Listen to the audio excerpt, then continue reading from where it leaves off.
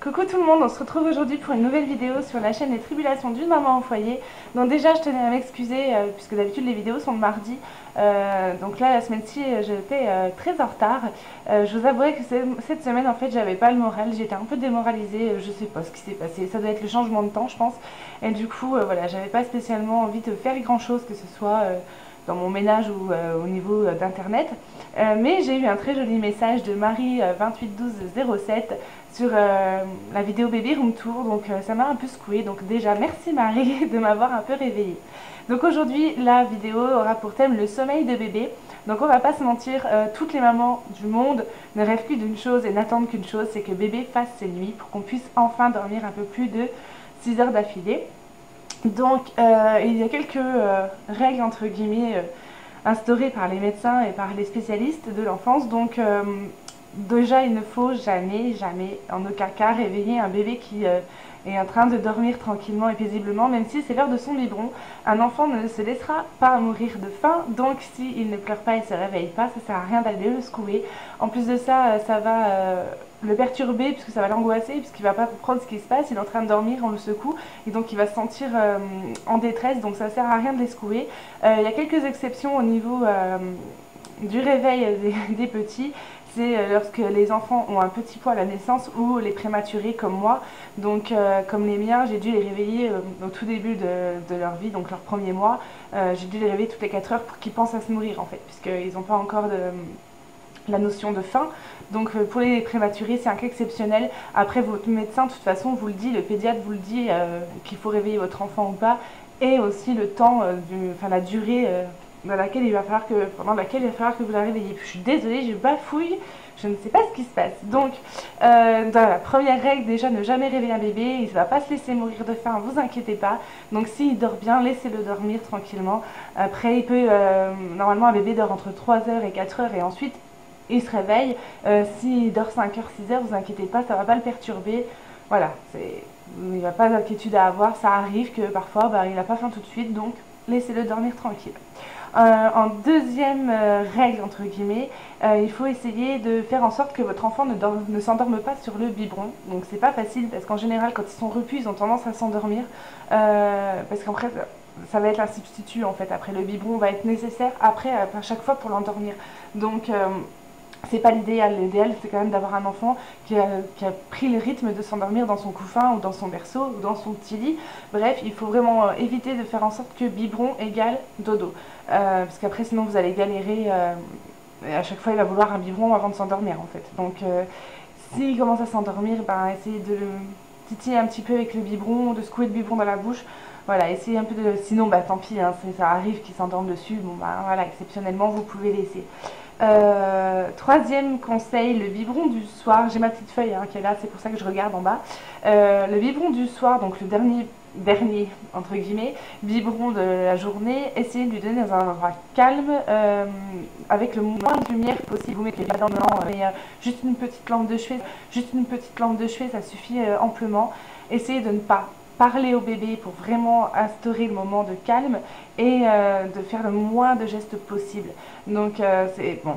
Moi, ceux qui ont vu le baby room tour, j'ai la petite chaise, le rocking chair dans lequel je me mets, voilà, avec ma petite lampe de poche, ma petite lampe de poche. Oh non, mais vraiment aujourd'hui ça va pas. Ma petite lampe de chevet et puis voilà, j'essaye de parler le moins possible, puisqu'en fait ça va la stimuler si je parle. Donc le but du jeu, c'est qu'elle s'endorme. Donc moi personnellement, là c'était des conseils, voilà, il y en a encore d'autres, mais bon. Moi personnellement, pour l'endormissement, ce que je fais, parce que bon, j'ai galéré avec ma deuxième, mon premier s'est passé tout seul, mais ma deuxième j'ai galéré. Donc en général ce que je fais, quand Adeliana a pris son dernier biberon, donc elle a mangé, elle est propre, puisque j'ai changé sa couche, et elle a fait son rot. En général, une fois qu'elle a fait son rot, je la couche, et je la laisse un petit peu, même si elle chouine ou si elle pleure. Elle pleure pas parce qu'elle a faim, hein. Elle pleure pas parce que sa couche est sale, puisque tout est fait. Après, peut-être qu'il reste un petit rot. Moi, je la laisse pleurer 3 minutes, 3-4 minutes. Si je vois qu'elle se calme pas, je la reprends. C'est peut-être un petit rot qui la gêne encore. Et si je vois que ça se passe bien, parce qu'après elle va s'endormir dans mes bras. Et si je l'habitue à s'endormir à bras, elle voudra plus s'endormir autrement que comme ça. Donc bon, j'ai quand même 2 autres enfants, 2 grands enfants maintenant, 8 et 7 ans. Je peux pas me permettre de passer du temps, 25 minutes, 30 minutes à attendre qu'Adeliana s'endorme dans mes bras pour ensuite la poser.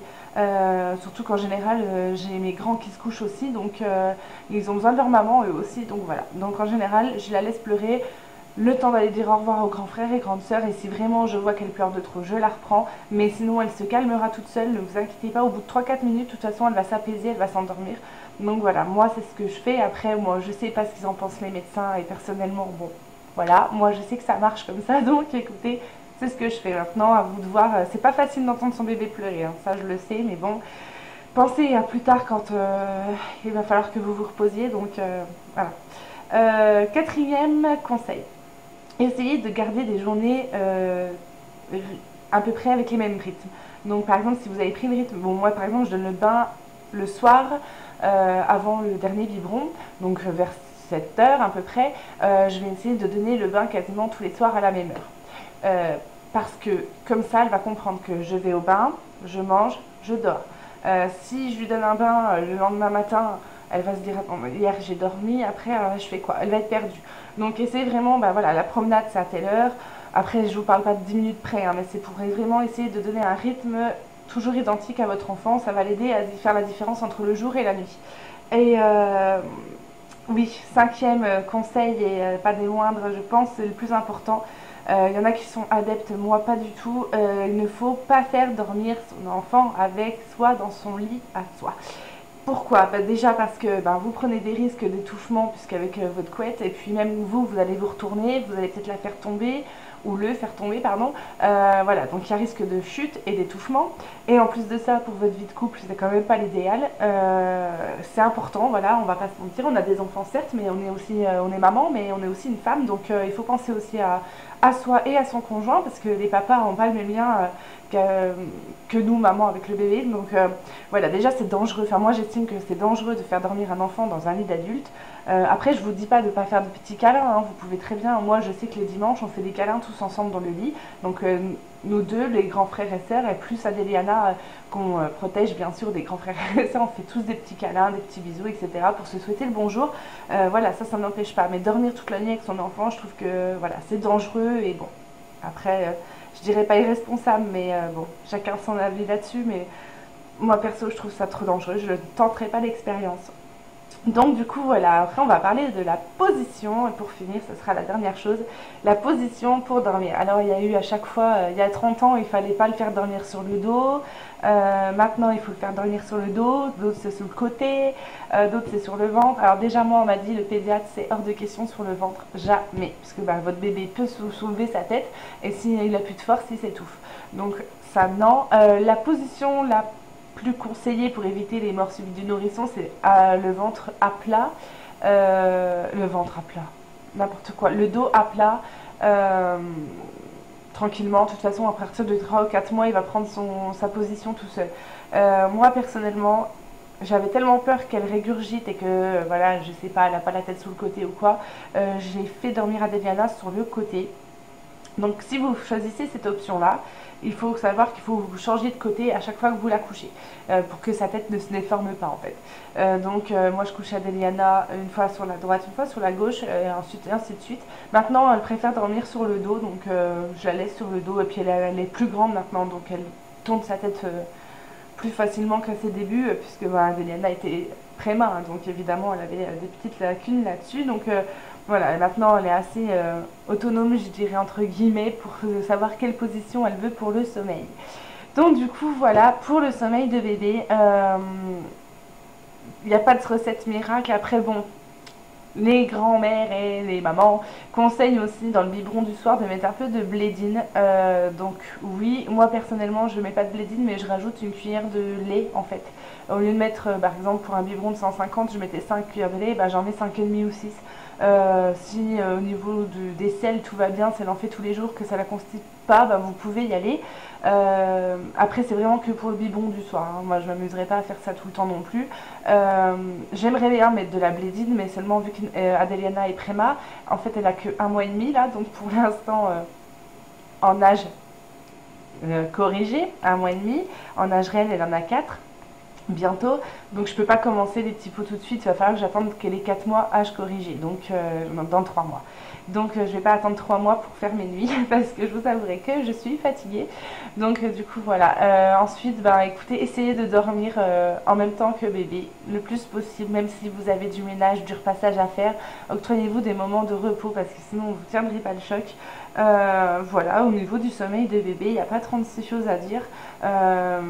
Favoriser le calme, voilà, quand il est tard, il commence à 8h passées, moi j'estime qu'à 20h les enfants doivent être couchés, donc à 20h, voilà, on la met dans une pièce au calme, dans la pénombre, tranquillement, elle va pas s'en aller, elle n'a pas de danger, donc voilà, si elle a bien bu son biberon, qu'elle a bien roté, qu'elle a les fesses au propre, il n'y a pas de raison qu'elle pleure en fait. Et si elle pleure, eh ben, je la laisse un petit peu et puis après on voit en fonction d'eux.